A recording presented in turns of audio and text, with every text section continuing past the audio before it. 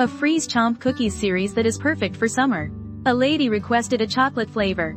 So, let's get this tutorial set up right away. This chocolate flavor uses black chocolate 65. In terms of texture, it has a rich chocolate and cheese flavor. The sweetness is relatively low, especially when eaten after being frozen. So, if you're reducing sugar, do it in moderation. 120 grams of butter softened to a toothpaste consistency at room temperature. Mix it together with 80 grams of powdered sugar. This chocolate cookie uses the one I previously liked that received over 10,000 likes. It's based on a chocolate-filled cookie base. It's a recipe that we commonly use. It can be sold in private bakeries. It can also be made at home. Prepare 30 grams of whole egg liquid. Here, we use room temperature egg liquid. Then, don't add it all at once. Add it in 2 portions, this will blend together faster. This way, your butter won't become too runny. Previously, fans reported that the butter clumped after adding the egg mixture. Continuous stirring didn't help. It might be because the temperature is too low. Actually, it's summer now. This situation occurs relatively rarely. The main problem that tends to arise is that the butter softens too much. Sift 210 grams of cake flour. Add 26 grams of cocoa powder. Then mix until combined. There's no need to overmix. Just mix until there are no dry spots left. If the room temperature is above 32 degrees in summer, I would advise against making cookies. At this temperature, the butter will definitely soften too much. This will lead to the dough becoming greasy.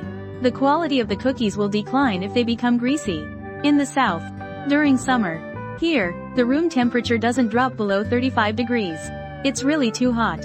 Without air conditioning, I basically don't dare to make cream cakes, cake rolls, or cookies like these. I don't know what the summer weather is like over there. In any case, controlling the temperature is very important for desserts. The interlayering recipe can yield 12 pieces. For homemaking, you need to have the cookie portion of the recipe. You can choose the size of the mold as you like here. Just go according to your budget. My size is a 4.5 centimeter square. This size is made according to our custom box. Because there are many flavors, this one is quite convenient for gifting. The thickness of the leveling tool is still 3 millimeters. After rolling out, refrigerate until the cookies are completely firm.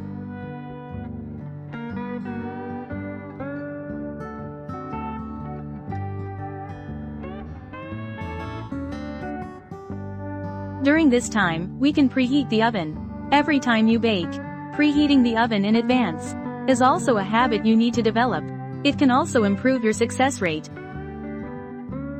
Like here, the room temperature is relatively high, right? Look at this chocolate dough after it's cut. It just softens in your hand. This will cause your cookies to deform after baking. So it's recommended to focus on this step. Move a bit faster. Using a mesh mat will help bake a flat cookie base. This version has no surface requirements, so we usually don't cover the surface with a mesh mat. Today we're using the higher S80 oven. In convection mode, it's set to 160 degrees. We are baking 2 trays at the same time. You must ensure your cookies are thoroughly baked. This way, they will stay crispy longer. Cream cheese chocolate filling. This flavor has reduced the amount of cheese. The taste emphasizes the chocolate flavor more. 106 grams of cream cheese needs to be left at room temperature to soften. Mix 18 grams of powdered sugar in as well. The amount of butter is 60 grams. It also needs to be softened at room temperature in advance. This series. Also, the young lady wants the lemon cheese flavor. Actually, I have made a thinner version of that. Lemon cream cheese sandwich cookies. The method is quite similar. But if you like, I wouldn't mind sharing a tutorial for this thicker one. And if anyone has other favorite flavor suggestions, remember to leave me a message. There's also a key point. After softening the dark chocolate over a water bath, you need to wait for it to cool down to below 30 degrees. Just touch the bowl's edge with your hand. If it feels cool to the touch, then you can mix it with the cream cheese part. I used 65% dark chocolate. The amount is 140 grams. Also, the melting temperature of the chocolate should not be too high. Otherwise, the chocolate can seize. Recently, the price of chocolate has really skyrocketed. Everyone, please try to avoid mistakes while working. Don't waste ingredients.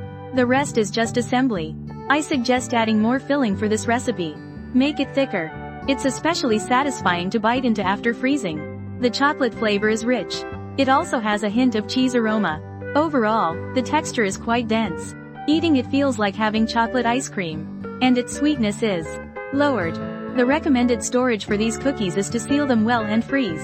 Try to avoid repeated thawing. It will degrade the texture.